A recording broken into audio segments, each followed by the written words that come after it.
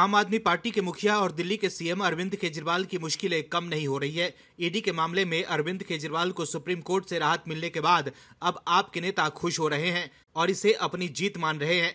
लेकिन राहत देने के साथ ही सुप्रीम कोर्ट ने अरविंद केजरीवाल की नींद उड़ा दी है। अरविंद केजरीवाल और आप के नेता ने सोचा नहीं होगा, सुप्रीम कोर्ट ने वो कर दिया है। अरविंद केजरीवाल के वकील अभिषेक मनु सिंह भी अरविंद केजरीवाल के पक्ष में दलील दे रहे थे, लेकिन सुप्रीम कोर्ट ने बड़ा खेला कर दिया है, जिसके बाद आम आदमी पार्टी के नेता सोच रहे होंगे कि खुश हो या दुखी हो, क्योंकि अब अरविंद केजरीवाल के सीएम पद को लेकर भी सवाल उठने लगे हैं।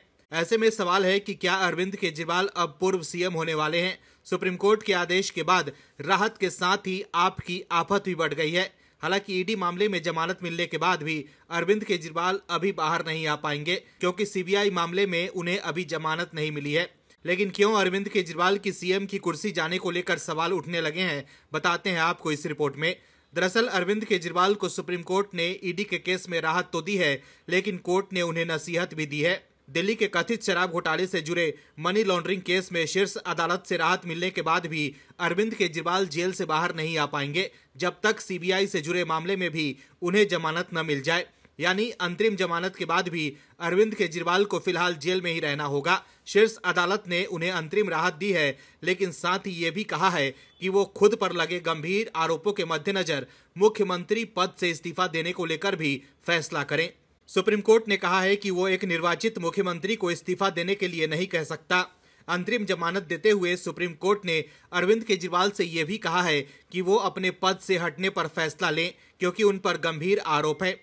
जस्टिस संजीव खन्ना और जस्टिस दीपांकर दत्ता की बेंच ने कहा है कि अरविंद केजरीवाल एक प्रभावशाली पद पर हैं और ये पद संवैधानिक रूप से भी महत्वपूर्ण है। जस्टिस खन्ना ने कहा है कि कोर्ट एक निर्वाचित नेता को पद से हटने का निर्देश नहीं दे सकता, खास तौर पर तब जब वो मुख्यमंत्री के रूप में काम कर रहे हो। उन्होंने कहा कि बेहतर होगा कि अरविंद केजरीवाल खुद ही कोई फैसला लें।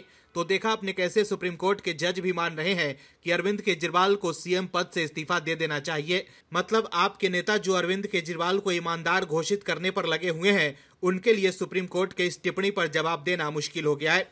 इसके अलावा सुप्रीम कोर्ट ने कहा है कि जब तक अरविंद केजरीवाल अंतरिम जमानत पर हैं, वो मुख्यमंत्री दफ्तर या दिल्ली सचिवालय नहीं जा सकते हैं। इसके अलावा अरविंद केजरीवाल तब तक किसी फाइल पर हस्ताक्षर नहीं कर सकते हैं जब तक कि एलजी से मंजूरी लेने के लिए ऐसा करना अनिवार्य न हो। इसके साथ ही केजरीवाल अपने केस को लेकर और अपनी भूमिका के संबंध में कोई टिप्पणी नहीं करेंगे। वो किसी भी गवाह के साथ बातचीत नहीं करेंगे या मामले से जुड़े किसी भी आधिकारिक फाइल तक उसकी पहुंच नहीं होगी।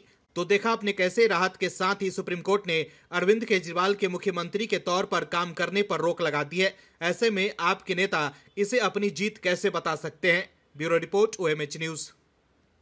और भी वीडियोस देखने के लिए चैनल को सब्सक्राइब करें और बेल आइकन को दबाएं।